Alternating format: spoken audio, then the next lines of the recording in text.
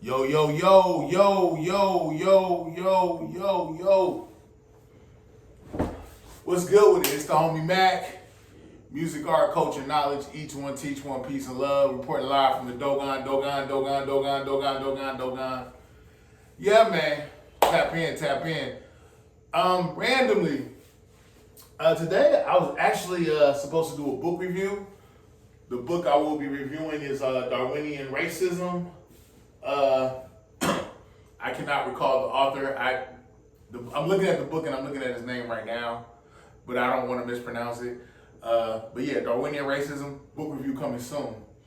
But yeah, I was going to do that book review, and then I heard this album on the 2nd. Today is August 5th. First of all, it's Black August. Salute, salute, salute Black August. If you know, you know, but I'll probably do a visual about that. It's Black August, but August 2nd, Friday. It's August 5th right now, Monday, it's midnight. But August 2nd, Friday, I found out that Killer Mike had a new album. Killer Mike, the Grammy Award winning artist that won a Grammy for the album Michael that dropped last year. Yeah. Yeah. I first heard about Killer Mike on If the Whole World Loves It and it go down, yeah. I was in high school when that song came out. Salute to Killer Mike, salute to Outkast. Yeah. So found out that Killer Mike dropped a new album. The name of the album is Michael and the Mighty Midnight Revival. Songs for Sinners and Saints. Let me say that again because that's kind of a lot. Michael and the Mighty Midnight Revival. Songs for Sinners and Saints. Killer Mike. Released August 2nd, 2024. 2024. However you want to pronounce it. Four.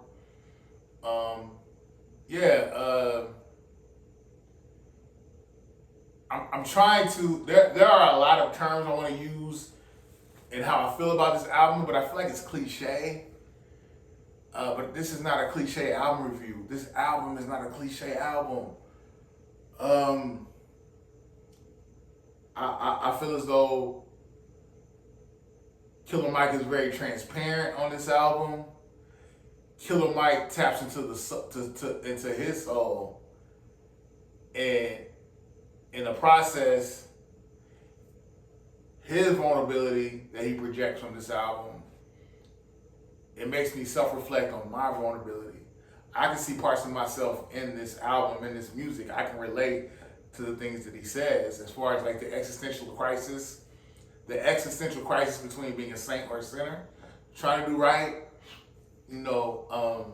growing spiritually.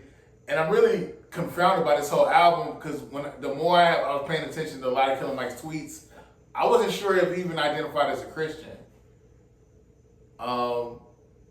I can't think of any album that I've heard in the scope of the past 10, 20 years where I heard Jesus' name mentioned as much.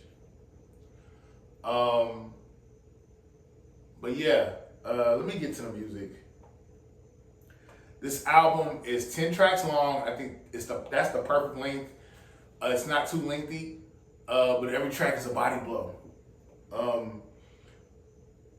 I feel like this album it's gritty, it's gritty, and it's spiritual, all at the same time. The yin and the yang become conflated, and they actually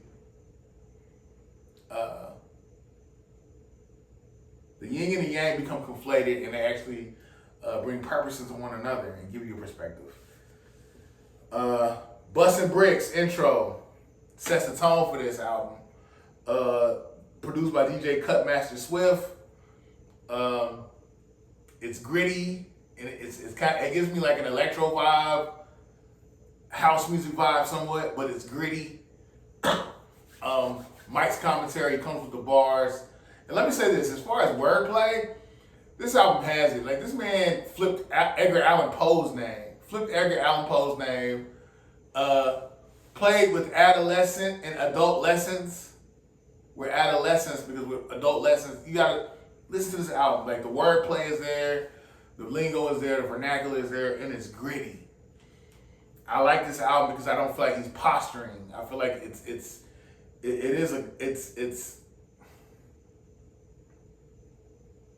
I feel like it's sincere. And I appreciate sincerity. So Bustin' Bricks intro, produced by DJ Cutmaster Swift. There's an Otis Redding sample, apparently. I'm just now seeing this. I'm thinking more, it may have been more along the lines of a vocal sample. Let's see. Give me 1 second.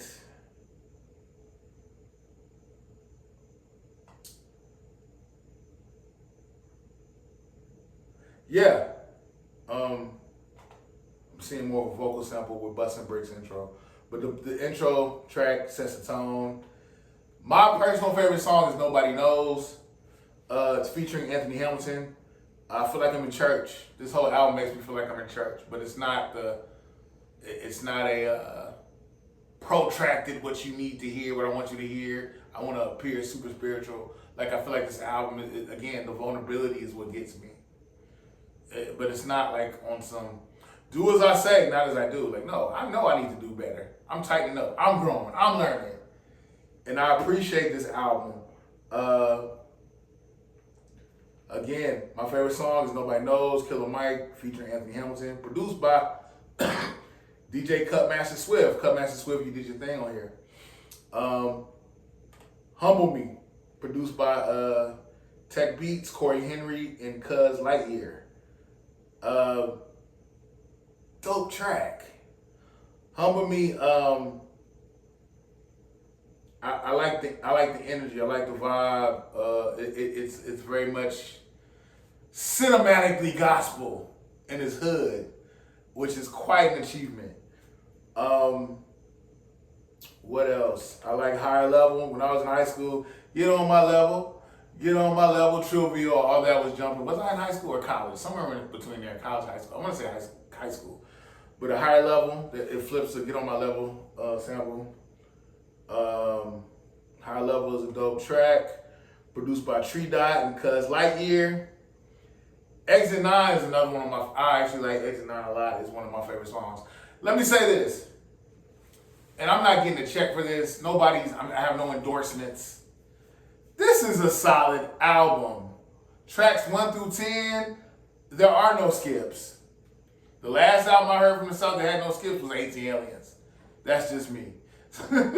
That's just me. No, there are no skips on this album. I think you can play it all the way through. Another track that I like is Exit 9, Scenic Route, featuring Offset, produced by Warren Campbell and Cuz Lightyear. Shout out to Cuz Lightyear. You doing your thing, Cuz. Another song I like is, well, first off, Offset was spitting on here.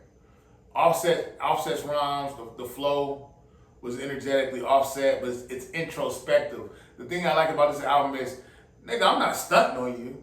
I'm telling you about all the bullshit I've been through. You know, like peep game, learn from my pain.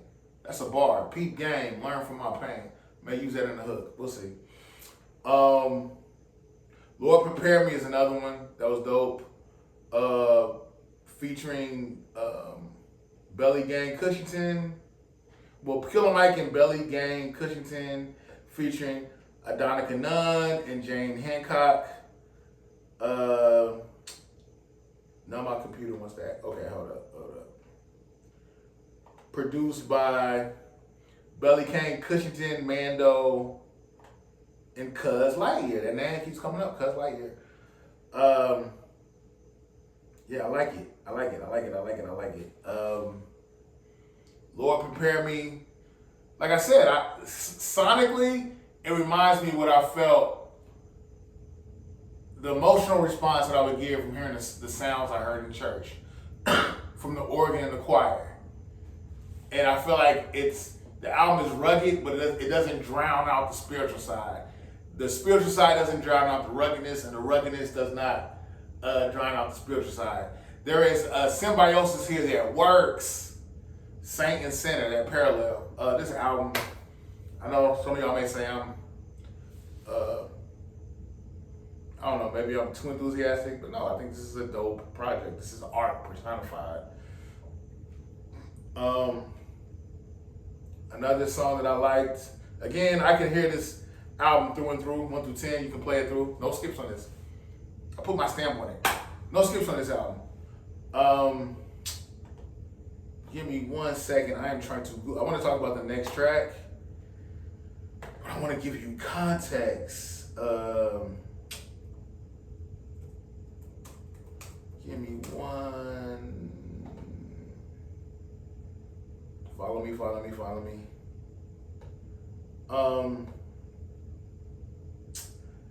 Yeah, so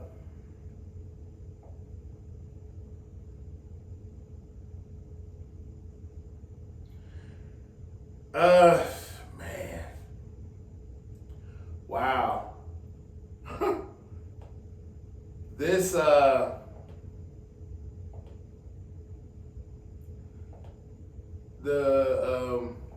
up, did I just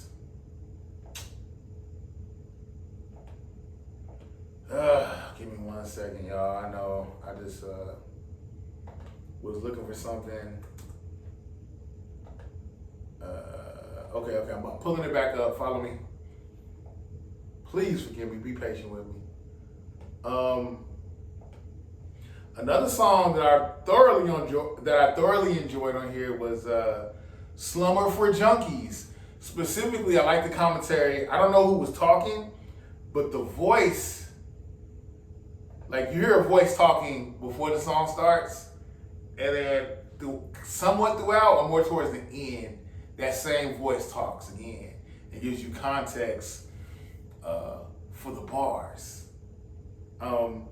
But that voice reminded me of Ossie Davis, who was played the mayor in Do the Right Thing. He's actually from Georgia, Cottonville, Georgia. He passed in 2005 at the age of 87. Spouse was Ruby D. And she was his love interest in Do the Right Thing. But no, Slumber for Junkies. It's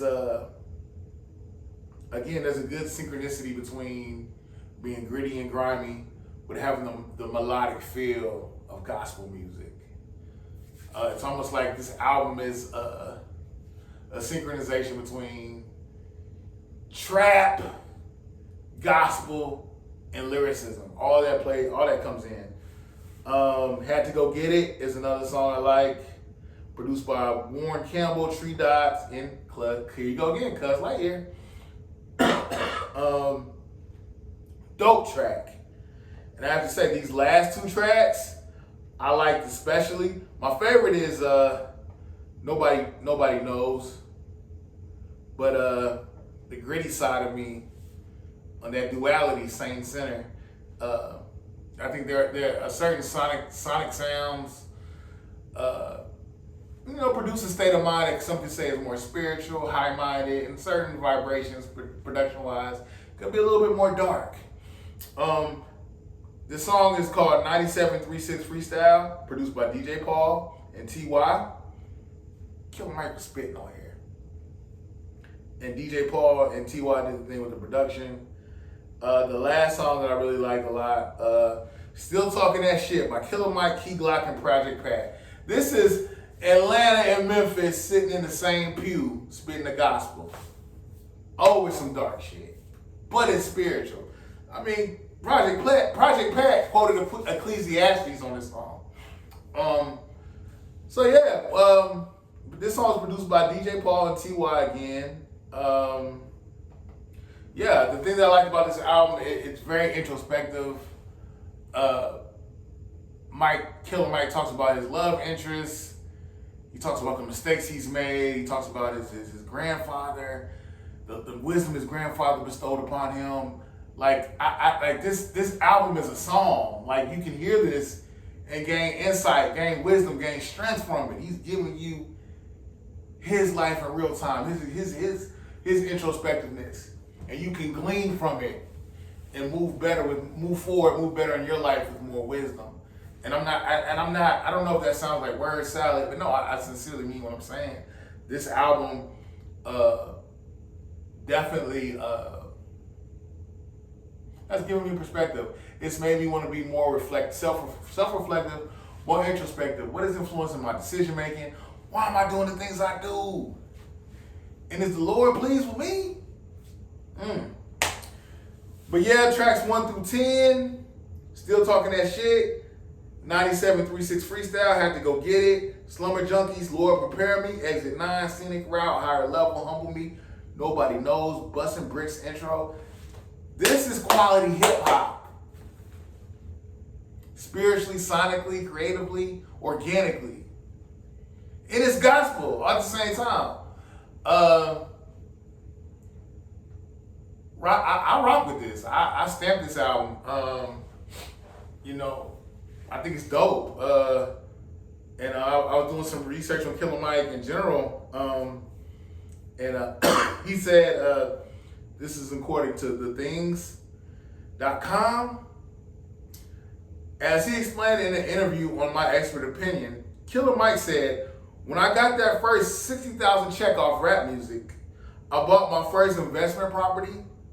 I said, if I want to be free, I gotta be free. I have to figure something else out. I can't keep begging a record company to believe in these radical black ideas. Eventually, you have to become those ideas. Well, Mr. Michael Render, you have succeeded in that pursuit. Each one teach one piece of love. My mother, R.P. Mama Stewart. She was an evangelist. I tell people often one of the first MCs I actually heard talk was my mother, who knew how to galvanize the crowd, how to interact, how to talk. I saw that in her. Love you, mama. And this album, Michael and the Mighty Midnight Revival, Songs for Saints and Sinners. I feel like I'm in the pew, listening. It's not judgmental. It's about growth, being introspective, and doing better, being better, serving God. Yeah, so it's the homie Mac. Each one teach one piece of love. Go listen to that new Killer Mike album, Songs for Saints and Sinners. Each one teach one. I'm signing out from the Dogon.